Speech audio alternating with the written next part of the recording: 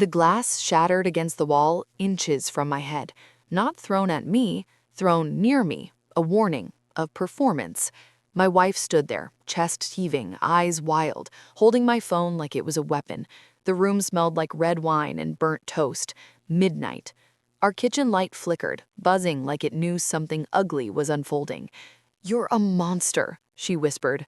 I watched her hands shake. I watched the lie fall apart on her face, and I thought, "You're late to the truth."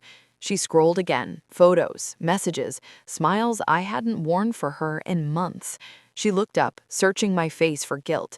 All she found was calm. "What did you expect would happen?" I asked softly. "After you laughed at me." Her mouth opened. No sound came out. That's when I knew she finally understood something was very, very wrong. I used to believe loyalty was loud, grand gestures, public declarations. Turns out it's quiet. It's choosing the same person when no one is watching.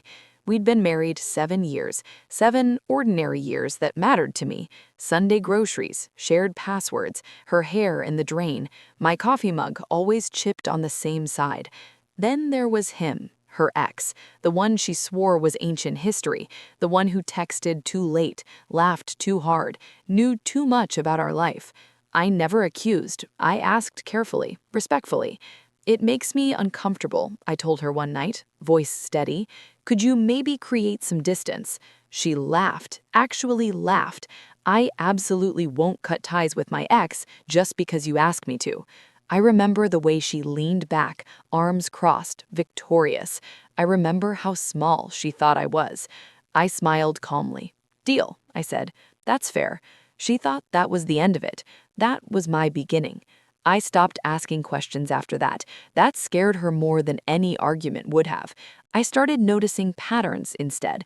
Her phone face down, sudden errands, his name disguised under a contact with an emoji, and her friend Claire always laughing too loudly at my jokes, always finding reasons to sit next to me, compliments disguised as accidents, lingering touches that pretended to be nothing.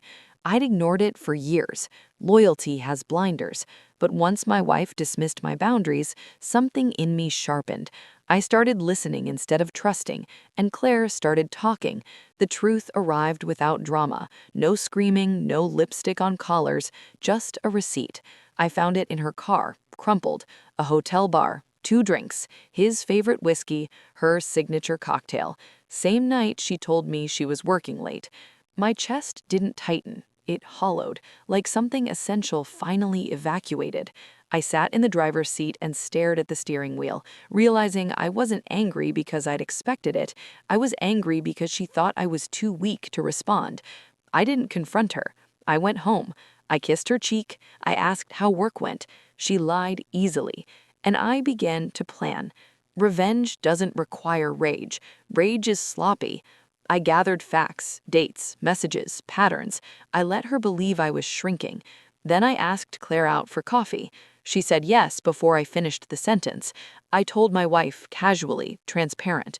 She smiled too hard. "Oh, that's nice." One date became 2, then 3. Public, intentional. Claire didn't feel like betrayal. She felt like clarity. I never lied, not once. I didn't need to. Within a week, my wife was unraveling. Questions, accusations, tears she'd never shed for me before. The ex stopped texting, suddenly blocked, suddenly irrelevant. Funny how boundaries matter when they're bleeding on your side. The confrontation happened in our kitchen. Same flickering light, full circle. "You did this to hurt me," she said, voice breaking. "You planned it." I nodded slowly. "Honestly, our feelings didn't matter," I said, so I acted accordingly.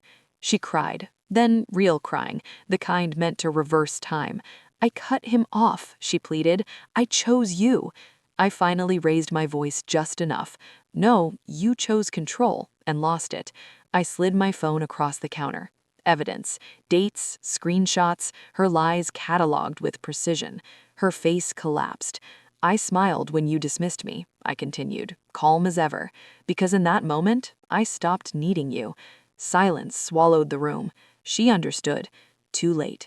I moved out 2 days later. No shouting, no lawyers yet, just distance. Claire didn't stay. She wasn't meant to. She was a mirror. Now, months later, I sit alone in a quiet apartment. No flickering lights, no lies. People ask if I regret how I handled it. I don't. I offered respect. I offered honesty. I was laughed at, so I smiled calmly. And when the dust settled, I wasn't the one begging to be chosen. Justice doesn't always scream.